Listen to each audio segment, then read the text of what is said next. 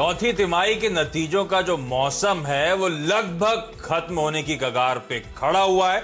अब नतीजों से मिल रहे संकेतों को समझने की सबसे ज्यादा जरूरत है। ये नतीजे जो हैं ना सिर्फ इंडिया इंक के परफॉर्मेंस को हाईलाइट करते हैं, बल्कि ध्यान रखें साथ साथ इकोनॉमी का भी एक बहुत बड़ा बैरोमीटर होते हैं। चौथी तिमाही के आंकड़ों से इकोनॉमी की तस्वीर साफ होती आपको नजर आएगी। साथ ही हमें यह पता चलता है कि कौन सी कंपनी अच्छे अंकों से पास हुई, कौन सी कंपनी फिसड्डी रह गई है। तो चलिए Q4 के रिपोर्ट कार्ड पर चर्चा करते हैं ताकि आगे के लिए सॉलिड स्ट्रैटेजी बनाई जा सके।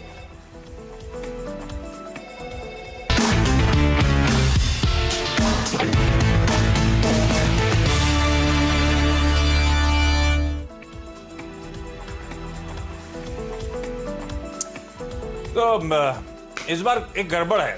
आपको याद होगा ये पैंडेमिक, इस कोविड 2019 के क्राइसिस के बीच में सेबी ने कहा कंपनियों से कि अपने रिजल्ट्स की डेट वो चाहे तो एक्सटेंड कर सकते हैं। 30 जून तक आमतौर पे सभी कंपनीज को अपने तिमाही रिजल्ट दे देने होते हैं Q4 के फाइनेंशियल ईयर के। इस बार वो 1 महीना एक्सटेंड करके 31 जुलाई कर दिया गया है। तो अभी भी इसलिए मैंने कहा कगार पे खड़े हैं। अभी रिजल्ट सीजन खत्म नहीं हुआ है, लेकिन ऑलमोस्ट खत्म हो चुका है। लेकिन अभी भी कई सारी कंपनीज जो हैं अपने Q4 के नंबर्स इस महीने डिलीवर करती हुई आपको नजर आएंगी। साथ साथ इस दौरान Q1 के नंबर्स की भी शुरुआत होने वाली है। तो आज मैंने इसलिए सोचा कि Q4 का रिव्यू कर लिया जाए और कल हम लोग इसी शो 12:30 बजे Q1 नतीजों का प्रीव्यू करेंगे, यानी कि क्या उम्मीद करी जा रही है उस पर फोकस करेंगे। तो आज रिव्यू का दिन, स्ट्रिक्टली फोकस करूंगा Q4 का परफॉर्मेंस रहा कैसा, और उस परफॉर्मेंस को देखते हुए कौन से रिजल्ट्स, कौन सी कंपनीज स्टैंड आउट करती हैं। मदद करने के लिए हमारे साथ गौरांग शाह साहब हैं जियोजीत फाइनेंशियल सर्विसेज के, और साथ साथ मयूरेश जोशी हैं विलियम ओ'नील के। आप दोनों का स्वागत है। और जरा रिपोर्ट कार्ड स्क्रीन पर लेकर आइएगा डायरेक्टर साहब। तो रिपोर्ट कार्ड मैंने क्या करा, कई सारी कंपनीज के ब्रोकरेज हाउसेस के भी मैं Q4 के रिव्यूज पढ़ रहा था।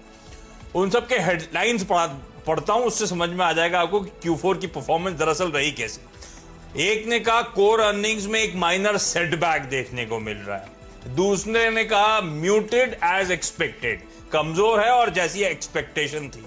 एक ने तो कह दिया कि एक क्वार्टर ऐसा है जिसको भूल जाना चाहिए, quarter to be forgotten.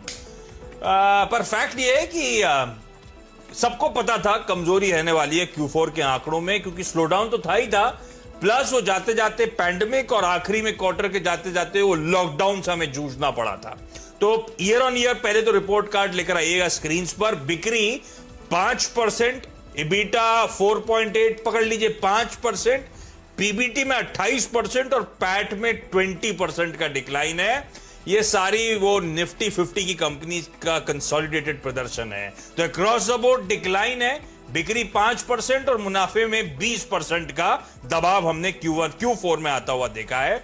Gaurang sir, इसी के साथ रिपोर्ट कार्ड एक एक करके अनफोल्ड करता रहूंगा, आप लोगों की चीज में डिटेल्स आती रहेंगी, आगे सेक्टर्स की बात करूंगा।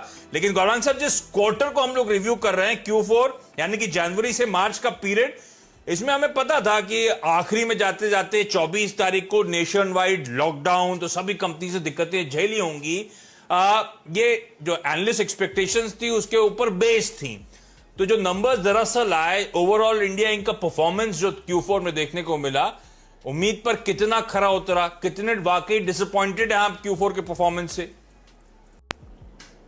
बहुत बहुत धन्यवाद आशीष आपका, और आप सभी को शुभ दिन हमारे तरफ से। तो ये जो लॉकडाउन हुआ उसकी मार जो झेलनी पड़ी कंपनियों को नतीजों के आधार पर, वो केवल और केवल मात्र मार्च के आखिर के एक हफ्ते यानी कि 7 दिन की मार थी। क्योंकि जैसा आप जिक्र कर रहे थे और जैसे वास्तविकता में भी हम सब जानते हैं कि 24 मार्च 2020 से ये लॉकडाउन पूरे देश भर में लागू किया, माननीय प्रधानमंत्री जी ने इसकी घोषणा की। और एक हफ्ते का असर इतना बड़ा असर नहीं होता है अगर आप 3 महीने की तुलना करें आमदनी की, लेकिन फिर भी है, जो भी मुआवजा भरना था, जो भी कठिनाई उठानी थी वो उठाई। तो अगर आप मुझे पूछे 10 में से कितने क्षेत्र हैं जिन्होंने सकारात्मक सा रुझान लेकर के आए, तो मेरे ख्याल से 6 या 7 क्षेत्र ऐसे हैं जहां पर रुझान अच्छा था। 3 या 4 क्षेत्र ऐसे होंगे जहां पर इसकी मार पड़ी और नतीजों पर इसका बुरा असर पड़ा। लेकिन हकीकत में आशीष, मेरे ख्याल से इस हफ्ते से जो आगाज हो जाएगा पहली तिमाही का इस वित्तीय वर्ष के, वहां पर मार ज्यादा झेलनी पड़ेगी। तो ओवरऑल मैं कहूंगा कि हमारी जो उम्मीद थी उससे थोड़ा बहुत बेहतर नतीजे आए चौथी तिमाही के पिछली वित्तीय साल के। तो देखिए, चौथी तिमाही के नतीजे इतने बुरे नहीं रहे। एक्सपेक्टेशन थी कमजोर क्वार्टर की, और जो उम्मीद थी गौरांग सर जो मेंशन कर रहे हैं उससे थोड़ा बहुत तो परफॉर्मेंस फिर भी बेहतर देखने को मिला। अब जो दबाव था प्रॉफिटेबिलिटी पे, खासतौर पे जो प्रेशर पड़ा है वो auto, oil and gas, metals, private banks, कुछ हद तक एनबीएफसीज, इनसे वो लार्जली वो प्रॉफिट्स पे इंपैक्ट Q4 में पड़ता हुआ नजर आया था। अच्छा गौरांग सर, इस बीच स्क्रीन देख रहा हूं, ऑफिस पहुंच गए क्या आप? जी हाँ आशीष, हफ्ते में 1 या 2 दिन ऑफिस आते हैं हम, थोड़ा बहुत कामकाज करते हैं, क्योंकि घर बैठ के जो काम करने का एक मजा है और ऑफिस में काम करके करने का जो मजा है वो अलग है। और थोड़ा बहुत काम भी करना था ऑफिस रिलेटेड, इसलिए आज ऑफिस आए हम। नहीं, ये अच्छा लगने लगा है। हम लोग क्या भी ऐसा है, हफ्ते भर जाते हैं, अगले हफ्ते ए टीम, बी टीम, अगले हफ्ते बी टीम जाती है, तो जिस एक हफ्ते जाते हैं उसमें अच्छा लगता है, फिर लौट के फिर घर पे काम करने, मिक्स बड़ा इंटरेस्टिंग होने लगा है। खैर, लेकिन इस क्वार्टर की परफॉर्मेंस अपनी जगह Q4 की, सबकी नजरें थी, सब फोकस कर रहे थे मैनेजमेंट्स की कमेंट्री को लेकर। अब कमेंट्री इसलिए इंपॉर्टेंट थी क्योंकि बीच में खबरें थी लेबर शॉर्टेजेस बहुत तगड़ी देखने को मिल रही हैं, कई सारे कंटेनमेंट जोन्स थे, कई सारे रिस्ट्रिक्शंस वाले जोन्स थे, उसको लेकर अब क्या हालात हैं, सप्लाई चेन को लेकर कंसर्न्स थी, तो नॉर्मलाइजेशन किस हद तक हुआ, उसका मंथ ऑन मंथ किस हद तक पिकअप आया है, डिमांड रिवाइवल देखने को मिल रहा है, इसीलिए कमेंट्रीज इंपॉर्टेंट थी। मयूरेश, अब तो बहुत ज्यादा सब दिग्गज कंपनी से कमेंट्रीज आ गई हैं, किस तरह की कमेंट्री से इंपैक्ट गॉज कर रहे हैं, कितना समय और लगेगा इस स्लोडाउन से हम जूझते हुए नजर आएंगे, कब तक प्री कोविड, अभी कोविड कितना लंबा चलेगा वो तो कहना ही मुश्किल है, तो प्री कोविड की बात ही नहीं करता हूं, लेकिन कब तक लग रहा है कमेंट्री सुनकर कि हालात पटरी पर कुछ नहीं तो लौटते हुए नजर आएंगे? आफ्टरनून आशीष जी, आफ्टरनून गौरांग जी। नहीं, जितनी भी मैनेजमेंट कमेंट्रीज आशीष जी आई हैं, आई थिंक Q4 में जो 10 दिन जैसे गौरांग जी ने कहा, आई थिंक ऑब्वियस लॉकडाउन का इम्पैक्ट था, और जो चौथे तिमाही के नतीजे आए थे मोर और less in line with estimates थे। अभी अप्रैल और मई महीना तो ऑलमोस्ट गया है क्योंकि दे वर अंडर कंप्लीट लॉकडाउन, इसलिए Q1 से बहुत ज्यादा उम्मीद है नहीं। बट जितने भी मैनेजमेंट कमेंट्रीज आई हैं, जितनी भी AGMs हुई हैं, काफी मैनेजमेंट्स ने यह दर्शाया है कि they are coming back to normalcy. तो जो प्री कोविड लेवल्स की आप बात कर रहे थे, उदाहरण दे सकता हूं आपको, for example road construction companies, जो लेबर शॉर्टेज की आप बात कर रहे थे, अभी भी कुछ साइट्स पे प्रॉब्लम है, but 55-60% utilization levels for few of their or a large part of their projects have been achieved. शोभा की मैनेजमेंट की आप बात सुनिए, प्री कोविड लेवल पे इनकी सेल्स इंक्वायरीज आई है, तो देयर वर एक्सपेक्टेशंस चौथे तिमाही के नतीजे के बाद रियल एस्टेट के लिए स्पेसिफिकली कि रिसीवेबल्स बुक शायद बढ़ेगी सिग्निफिकेंट वे में, but with the commentary coming through और काफी कुछ जो अनलॉक हुआ है जून महीने में, utilisation levels have come back. FMCG companies का आप देखिए कि 60-70% यूटिलाइजेशन लेवल्स वापस आए हैं, supply chain has come back to normalcy as well. तो जून महीने से I think we have come back in terms of the unlock phase, slow and start हो गया है इकोनॉमिक एक्टिविटीज का। हालांकि मॉनसून सीजन से उलझना पड़ेगा इन दिस क्वार्टर इटसेल्फ, तो सेकंड हाफ से आई थिंक एक सिग्निफिकेंट रिकवरी अर्निंग्स और accretion in terms of utilisation levels दोनों से देखी जा सकती है। ओके, तो अनलॉक फेज में कुछ पॉकेट्स, कुछ मैनेजमेंट कमेंट्रीज हाईलाइट कर रही हैं कि प्री कोविड फेज में जिस तरह का अट्रैक्शन था वहां पे लौट रहे हैं, या एटलीस्ट मंथ ऑन मंथ तो इंप्रूवमेंट के इंडिकेशन ज्यादातर कमेंट्रीज में आपको देखने को मिलेंगी। खैर, उस पर मैं डिटेल में कल जब प्रीव्यू करूंगा ना Q1 नतीजों का, उस पर ज्यादा डिटेल में बातचीत करूंगा। आज आइडिया है Q4 के नंबर्स सेक्टोरली डिकोड करना, और आप दोनों से एक तो डिकोड करेंगे हम सेक्टर्स को सर, उसके अलावा जो भी Q4 के नंबर्स आए उसमें नंबर्स देख के आपकी सबसे प्रेफर्ड बेट कौन सी, वो भी प्लीज हाईलाइट करिएगा डिस्कशन के दौरान। तो गौरांग से शुरुआत सबसे हैवीवेट पॉकेट फाइनेंशियल्स के साथ, बैंक्स के साथ, और बैंक्स में नंबर से ज्यादा तो सब लोग वेट कर रहे थे मोरेटोरियम का आंकड़ा कितना है, मोरेटोरियम का आंकड़ा कितना है, एसेट क्वालिटी का पेन, मैनेजमेंट की ग्रोथ को लेकर कब तक रेट ऑफ टेक इंप्रूव होगा उसकी कमेंट्री, ये सब कीनली वॉच आउट किया जा रहा था। जो आंकड़े आए हैं उसका क्विक जिस्ट आप लोग की सीन्स पे, ग्राफिक्स पे आ जाएगा, मैं उस डिटेल पे नहीं जाऊंगा, लेकिन ओवरऑल बैंक्स का परफॉर्मेंस गौरांग सर, और सबसे प्रेफर्ड बेट नंबर्स को देख के आपकी। तो आशीष, निजी क्षेत्र की बैंक HDFC बैंक को हम ज्यादा तवज्जो देंगे, और जहां तक रहा सवाल मैनेजमेंट के बयान का, शब्दावली का, या फिर जो भी अंदाजा लगा रहे हैं वो आने वाले समय में। और ये जो मॉनिटोरियम की बात है, मेरे ख्याल से अब ये भी इतिहास हो चुकी है। तो निजी क्षेत्र की सबसे बड़ी बैंक HDFC बैंक ये हमारी पसंद रहेगी, क्योंकि हमें लग रहा है कि शानदार तरीके से जो बढ़त है नतीजों में वो आएगी और नतीजे भी काफी अच्छे आएंगे। उसके आधार पर मेरे ख्याल से शेयर के दाम भी काफी बेहतर तरीके से ऊपर जा सकते हैं। HDFC बैंक, हाँ ये इतिहास, ये सच है। मैंने उस डिटेल में नहीं गया क्योंकि कई सारे बैंक्स, कई सारी NBFCs ने Q1 की क्वार्टरली अपडेट देना शुरू कर दिया है, डिटेल्स आने लगी हैं। उसमें जो मोरेटोरियम बुक शुरुआत में थी उससे किस हद तक मोरेटोरियम बुक रिड्यूस हुई है उसकी बातें भी सामने आ रही हैं। तो ये बात सही है, मोरेटोरियम, ये मैंने क्योंकि Q4 नंबर्स एनालाइज कर रहा हूं इसीलिए सब उस समय मोरेटोरियम की बात कर रहे थे तो वो मैंने हाईलाइट करा। HDFC बैंक सबसे स्वीट स्पॉट में है, इसी दिग्गज ब्लू चिप पे दाव लगाने की सलाह है। नतीजों में भी अपने सारे पीयर्स से फिर से सबसे बेहतर परफॉर्मेंस डिलीवर करा था और पिटाई के बाद गौरांग सर कह रहे हैं अभी भी यहां पे अच्छे मौके हैं, अच्छा अपसाइड ये स्टॉक डिलीवर करेगा। दूसरा आईटी, और आईटी के साथ तो रिजल्ट सीजन का आगाज होने वाला है। थर्सडे को TCS के Q1 नंबर्स आ जाएंगे, ध्यान रखिएगा आप लोग। तो आईटी में जो Q4 का परफॉर्मेंस था, डिमांड के इश्यूज, सप्लाई साइड इश्यूज, उसका रेवेन्यूज पे इंपैक्ट देखने को मिला था। तो सारी ही आईटी कंपनीज की Q4 में रेवेन्यू कॉन्ट्रैक्शंस देखने को मिले, मार्जिन्स में लार्जली दबाव देखने को मिला था। पर एक बात ध्यान रखिए, Q4 वैसे भी सीजनली जो होता है वीक क्वार्टर होता है आईटी कंपनीज के लिए, क्योंकि ये समय वो होता है जब क्लाइंट बजट्स डिसाइड हो रहे होते हैं कैलेंडर ईयर के, और क्योंकि उस समय डिसाइड हो रहे होते हैं तो स्पेंड थोड़ा सा उस टाइम पे कम होते हैं। पर इस समय पेन था, ट्रांजिशन था, इनको तो सबसे पहले वर्क फ्रॉम होम का और इतनी मैसिव वर्कफोर्स को ट्रांजिशन करना था, लेकिन इंडिया आईआईटी ने बखूबी वो ट्रांजिशन करके दिखाया। लाखों एम्प्लॉइज और 95% प्लस एम्प्लॉइज एकदम स्मूथली घर से, तो दिखा रहे थे इनके किस तरह की स्मार्ट प्लानिंग थी। खैर ये सब अपनी जगह। महेश, नंबर्स लगे कैसे, और नंबर्स को देखते हुए कोई लार्ज, कोई मिड कैप आईटी कंपनी जो नंबर्स के बल पे आपको पसंद आती हो? नहीं, बिल्कुल जो आपने कहा आई थिंक राइटफुली कहा है, और जो मैनेजमेंट कमेंट्रीज भी थी सब यही दर्शा रहे थे कि प्राइसिंग का जो प्रेशर है, शायद डिस्काउंटिंग जो क्लाइंट साइड से आए, शायद वॉल्यूम बेस्ड बिलिंग जो आए, और जो डिस्क्रिशनरी स्पेंडिंग पैटर्न्स में दबाव दिखेगा, BFSI क्षेत्र हो, रिटेल क्षेत्र हो, मैन्युफैक्चरिंग हो, वो ऑब्वियस होने वाला है। On top of that I think US elections के समय और वर्ष में थोड़ी दिक्कतें जरूर होती है in terms of further pressure on discretionary spending. तो शायद स्ट्रीट ने पचा लिया है कि I think all these factors will be at play, but जितनी इनकी ऑर्डर बुक्स हैं at this point of time, और जैसे मार्जिन परफॉर्मेंस रहा है, और काफी कंपनीज ने कहा है कि मार्जिन प्रोफाइल EBIT लेवल पे ये मेंटेन करेंगे, क्योंकि they will be offsetting that through other unwanted cost. Visa को रिलेटेड इश्यूज काफी उभर के आ रही है इस क्षेत्र के लिए, बट काफी कंपनियों ने लोकलाइजेशन किया है, जिसके लिए आई थिंक वीजा का इतना इश्यूज इनके बैलेंस शीट पे आना नहीं चाहिए। तो जैसे मैं नंबर्स देख रहा था, आई थिंक TCS की ऑर्डर बुक काफी तगड़ी है, 8.9 बिलियन ऑर्डर्स इनको चौथे तिमाही में मिले थे। Similarly I think from a holistic perspective मुझे लगता है जो HCL टेक के नंबर्स थे I think were very very good constant currency terms में। जो EBIT मार्जिन्स की एक्सपेक्टेशन है 20% के आसपास, ये शायद मेंटेन करे।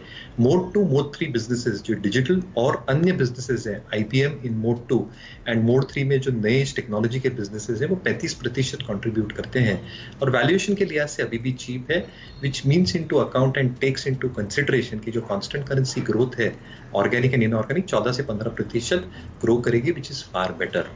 तो मेरे ख्याल से I think analysing the numbers, HCL tech शायद टॉप टियर नेम्स में काफी बेहतरीन नंबर्स थे।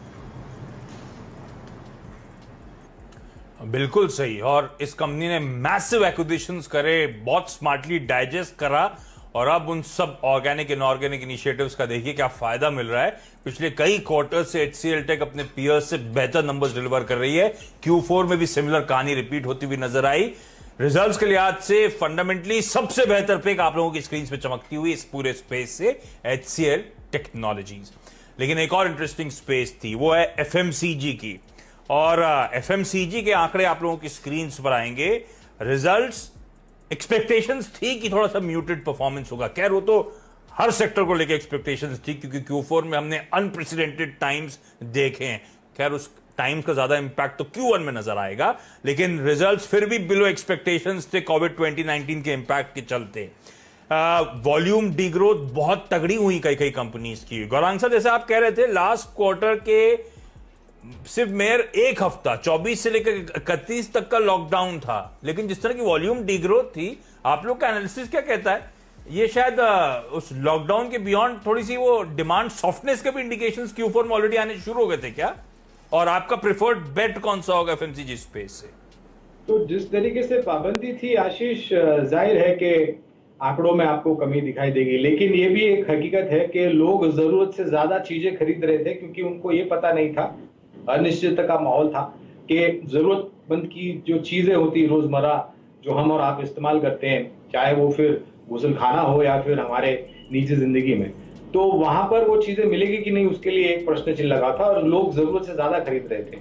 और उसी वास्तविकता को अगर मैं इसी परछाई में डालने की कोशिश करूं तो मुझे लग रहा है, और ये भी वास्तविकता है, और correct me if I am wrong, HUL ने लॉकडाउन के समय में ही मेरे ख्याल से सर्वोच्चम स्तर बनाया था जहां तक शेयर का दाम है। मेरे ख्याल से कुछ 2300 या 2400 या उसके ऊपर का कुछ भाव बना था, correct me if I am wrong. तो जब ऐसी कंपनी जो कि खराब से खराब परिस्थिति में इतना अच्छा प्रदर्शन करती है, और आंकड़ों में भी अगर आप देखने जाएं तो जो चौथी तिमाही के आंकड़े आए पिछले वित्तीय साल के, वो काफी जो हमारी उम्मीद थी उस पर खरे उतरे थे, और कुछ क्षेत्र में तो हमारी उम्मीद से बेहतर मेरे ख्याल से नतीजा आए। तो मेरे ख्याल से अगर मुझे एक कंपनी FMCG को पसंद करना हो और अगर मैं ज्यादा इधर उधर भटकना नहीं चाहता तो मैं HUL को ज्यादा तवज्जो दूंगा। हाँ, नहीं, बिल्कुल भटकने की जरूरत ही नहीं है। हिंदुस्तान यूनिलीवर, इसी स्टॉक पे दाव लगाना चाहिए आपको। बेहतरीन प्रदर्शन था और आगे के आउटलुक को देखते हुए, फंडामेंटल्स को देखते हुए सबसे ज्यादा स्वीट स्पॉट पे कंपनी नजर आती है। और ये सही है, ये लॉकडाउन के चलते लोगों ने बहुत स्टॉक करा, हमने भी करा, और लगा ये स्टॉकिंग के चलते पता नहीं अब जरूरत ही नहीं पड़ेगी राशन की, लेकिन घर बैठे बैठे खा भी उतना ज्यादा रहे हैं, ऐसा नहीं है। तो दोनों मेरे ख्याल से न्यूट्रलाइज हो गया उसका इंपैक्ट। लेकिन चलिए, HUL के अलावा जो दूसरी कंपनी सबके, दूसरी पॉकेट जो सबके रडार पे थी स्लो डाउन रिलेटेड, वो थी ऑटो। अब ऑटो के साथ तो वैसे ही बहुत सारे चैलेंजेस थे, तो ओवरऑल रेवेन्यू डिक्लाइन हुआ है 24% का पूरे स्पेस में साल दर साल। लेकिन प्रेशर क्यों आया उसको समझिए आप। ये लॉकडाउन का तो इंपैक्ट ठीक है, वो होना ही था, वो हुआ। इसके अलावा ऑटो वैसे ही वीक डिमांड झेल रहा था, BS6 ट्रांजिशन का सब इंतजार कर रहे थे, तो ये सब भी वो पेन का पार्ट थे ऑटो स्पेस में, इसीलिए इतना मैसिव रेवेन्यू डिक्लाइन देखने को मिला है। पर मयूरेश जी, आपके रिजल्ट एनालिसिस क्या कहती है ऑटो स्पेस की, और सबसे प्रेफर्ड बेट? बिल्कुल, और आपने बिल्कुल राइट कहा। I think even before the crisis, I think जो स्लो डाउन था ऑटो क्षेत्र के लिए, आई थिंक काफी प्रोमिनेंट था, both in terms of discretionary spending, जो NBFC related, financing related issues थे, so on and so forth. दूसरा, आई थिंक जो BS6 की तरफ ट्रांजिशन था, दैट आल्सो हैज इंपैक्टेड, क्योंकि कॉस्ट काफी बड़ी है in terms of BS4 to BS6 transition, and कहीं ना कहीं I think that impacted the discretionary spending from a end user perspective.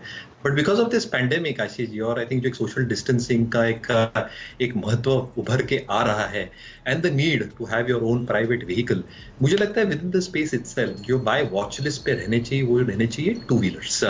Yes, painful रहे हैं इनके लिए भी journey in terms of overall volume growth, but specifically I think जैसे एक इंक्रीज होगा और जो कॉस्ट पॉइंट्स या प्राइस पॉइंट्स पे बिकते हैं, I think, and the enquiries, जैसे हम बात कर रहे थे, आई थिंक जो इंक्वायरीज आ रही है काफी डीलर शोरूम्स पे जो हम मैनेजमेंट से सुन रहे हैं, is quite encouraging. So I think two wheelers पे फोकस रहना चाहिए।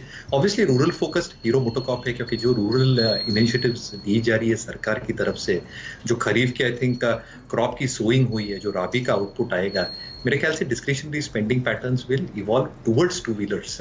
तो शायद हीरो मोटोकॉर्प एक उलझान हो सकता है, बट कहीं ना कहीं आई थिंक एक वॉच लिस्ट पे रखें थोड़ा। आई थिंक एक pricing from a price volume perspective में अगर इनका इंक्रीज हो तो आई थिंक एक अच्छा स्टॉक हो सकता है from a long term perspective. क्या बेहतरीन स्टॉक सामने आ रहे हैं। हीरो मोटोकॉर्प, इस स्टॉक को रडार पर रखना है ऑटो स्पेस में, इसी में खरीदारी। और लोअर लेवल से देखिए हीरो मोटोकॉर्प में क्या मोमेंटम पकड़ा है, अच्छी तेजी है, और यहां से भी थोड़ा सा किसी भी गिरावट में एक्यूमुलेट करते चले इस स्टॉक को। एक काम करता हूं, मैं यहाँ पे ब्रेक ले लेता हूं। ब्रेक के उस पार इस रिजल्ट सीजन के आगाज से पहले से लोग, खासतौर पे इस पैंडेमिक के बाद, लोगों ने कहा था फार्मास्यूटिकल वो स्पेस है जो री रेट होती हुई नजर आएगी, और वाकई हमने देखा फार्मा स्टॉक्स क्या हरकत में आए थे। तो ओवरऑल फार्मा रिजल्ट्स Q4 के कैसे रहे, और दोनों की एक एक प्रेफर्ड बेट फार्मा स्पेस की, ब्रेक के उस पार।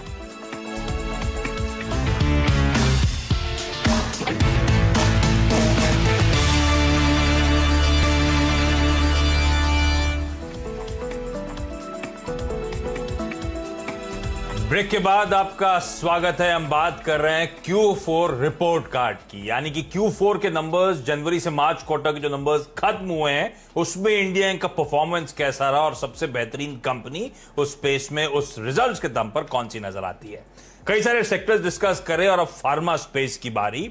और फार्मा स्पेस में आपने नोटिस करा होगा कि ऑलरेडी Q3 में स्ट्रॉन्ग परफॉर्मेंस फार्मा कंपनीज का था, उसके बाद Q4 में भी स्टेडी परफॉर्मेंस देखने को मिला है। वो नंबर्स जो आप लोगों की स्क्रीन पर आएंगे, लेकिन धड़ाधड़ सबसे इंटरेस्टिंग हाईलाइट इस पैंडेमिक के बाद कि अप्रूवल्स मिलना शुरू हो चुके हैं। वो जो सख्ती होती थी, मेरे को लगता है सब नरम पड़ गया है। अब इंडियन फार्मास्यूटिकल कंपनीज की अहमियत सबको समझ में आ रही है, तो वो ज्यादा इंटरेस्टिंग हाईलाइट है फार्मा एज अ स्पेस को लेकर। लेकिन गौरांग सर, कैसे रहे इंडियन फार्मा के रिजल्ट्स Q4 के, और आपकी सबसे पसंदीदा बेट? तो जिस तरीके से धड़ाधड़ अप्रूवल जाने लगे, ऐसा लग रहा था कि फार्मा क्षेत्र का पुनर्जन्म हुआ है। क्योंकि अगर आप पिछले 2 या 2.5-3 साल का रुझान देख ले तो मेरे ख्याल से सबसे बुरा प्रदर्शन फार्मा क्षेत्र से आया था। और जिस चीज को लेकर के लोगों में डर था, यूएस एफडीए को लेकर के, आज लोग उसी की दुहाई दे रहे हैं, क्योंकि उन्हीं की तरफ से, यूएस एफडीए की तरफ से ज्यादा से ज्यादा अप्रूवल आ रहे हैं और बहुत जल्द आ रहे हैं। तो मेरी तो इच्छा थी मैं एक नहीं 2 कंपनियों का नाम लूं, लेकिन अगर आपने एक कंपनी का मुझे पूछा है तो मेरे ख्याल से एक कंपनी जो कि बुरे समय में भी दो रखो सर, कोई इशू नहीं। नहीं, फिर मेरे ख्याल से मेरे मित्र मयूरेश की पसंद को मैं ना कैप्चर कर लूं, तो मैं एक ही नाम देता हूं। ऐसा भी नहीं होना चाहिए कि शायद दूसरी कंपनी मयूरेश ने भी सिलेक्ट की हो, तो वो मेरे ख्याल से सही नहीं होगा। तो एक कंपनी जहां पर नतीजों के पहले भी और बुरे समय में भी रुझान अच्छा था, वो थी एलेम्बिक फार्मास्यूटिकल्स। और अगर मयूरेश की ये पसंद नहीं है या फिर मयूरेश की ये पसंद है, तो टोरेंट फार्मास्यूटिकल एक दूसरी कंपनी है जो मैं मेरे ख्याल से राय दूंगा लंबी अवधि के लिए निवेश करने के लिए। मयूरेश, ओवरलैप तो नहीं हो गई पसंद? अरे बिल्कुल नहीं सर, गौरांग सर की पसंद बहुत यूनिक होती है। बहुत बहुत धन्यवाद। आपका प्रिफर्ड फार्मा बेट? नहीं, बिल्कुल। तो Alembic, Ajanta in fact have produce brilliant set of numbers. Ajanta pharma को भी अगर ये श्रेणी में जोड़ूं, पर टॉप टियर नेम्स में से अगर चूज करना हो तो मुझे लगता है सिप्ला अगर डिक्लाइंस में मिलता है तो एक बहुत शानदार इसको जो अप्रूवल मिला है एयर इनहेलर के लिए, इनके प्रोडक्ट के लिए, अर्निंग्स में काफी वृद्धि हो सकती है। जो इनके पाइपलाइन है, there are 2 more product pipeline जो सुपर स्पेशलिटी या फॉर्मुलेशंस लॉन्च होती है, तो आई थिंक एक बहुत बड़ा एडवांटेज मिल सकता है। तो मुझे लगता है I think top tier names में से सिप्ला एक बहुत चुनिंदा चॉइस रहेगी। एक चीज और कहना चाहता हूँ आशीष जी, जब आप एफएमसीजी स्टॉक्स की बात कर रहे थे कि घर पे हमने खाना स्टोर किया है वगैरह, आप दोनों को 2 मिनट और देने चाहिए। आप पूछेंगे क्यों? क्योंकि मैगी को बनाने 2 मिनट लगते थे, उन्होंने अभी उपमा और पोहा इंट्रोड्यूस किया जिसको 4 मिनट लगते थे।